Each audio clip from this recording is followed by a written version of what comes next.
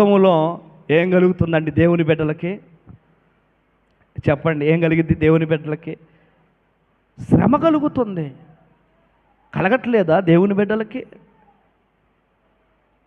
లోకంలో శ్రమ కలుగుతుంది. అన్యాయంగా ఒక వ్యక్తిని చంపేశారు. అన్యాయంగా ఒక దైవజనుడిని చంపేసినటువంటి పరిస్థితి మనకు కనపడతా ఉంది. ఒక దైవజనుడు గొప్ప దైవజనుడు అండి. ఏమండి, అది మీకు తెలుసో లేదో? తెలుసు కదా మీకు. ర్యాలీ జరిగింది. షాలేం రాజు గారు కూడా ఎదురు చూస్తున్నాడు. రిపోర్టు మనకి అనుకూలంగా రాకపోతే చాలామంది అంటున్నారంట ఆయన గురించి. పేటలో ఉన్న దైవజనులందరూ కూడా ర్యాలీ చేస్తుంటే ఈ షాలేం రాజు గారికి ఏం పట్టినట్టున్నాడు.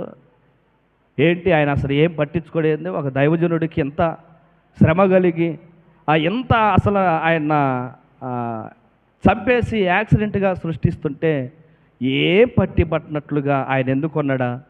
అందరు ర్యాలీ చేసి అలా చేస్తుంటే ఈయన అసలు ఏం చేయట్లేదని చెప్పి చాలామంది ఆయన గురించి మాట్లాడుతుంటే అది విని ఒక వీడియో చేశాడు ఆయన, షాలేం రాజు గారు. ఆ వీడియో నేను విన్నా.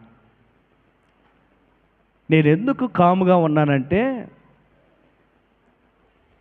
ఆ రిపోర్ట్, పోస్ట్ మార్టం రిపోర్ట్ ఏమొచ్చిందో దానికోసం నేను చూస్తున్నాను. అది మాత్రము యాక్సిడెంట్ అని వస్తే ధర్నాకైనా సిద్ధం అన్నాడు. దేవునికి స్తోత్రం, హల్లెలూయా. ఏమన్నాడు తెలుసా? ర్యాలీయే కాదు, ఒక టెంట్ వేసి ధర్నా చేస్తా అన్నాడండి ఆ వీడియోలో. నేను విన్నాను. అది మీరు విన్నారా? నేను ఎందుకు కాముగా ఉంటాను? నేను ఏమైనా చూడకుండా ఉంటున్నానా? దేవుని బిడ్డలకు శ్రమ వస్తే నేను ఒప్పుకుంటానేంటి? ఒకప్పుడు నేను ర్యాలీ చేశా.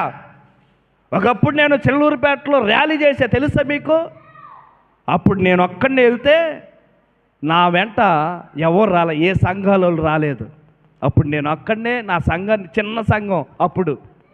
ఇప్పుడు ర్యాలీ చేస్తే ఆ ఎన్ఆర్టీ థియేటర్ నుండి మరలా ఈ అడ్రోడ్ దాకా మొత్తం ఉంటారు ఇప్పుడు అన్ని సంఘాలు పిలుపునిస్తే అని అన్నాడు. దేవునికి స్తోత్రం, హల్లెలూయా, హల్లెలూయా. చెప్పాడండి ఆయన. రిపోర్టు కోసం చూస్తున్నాను. దేవుని బిడ్డలకు శ్రమ వస్తే ఒప్పుకుంటానా? ఆ దైవజనుడు గొప్ప దైవజనుడు. ఆయన సువార్త చక్కగా చెప్పేటువంటి ఆయన.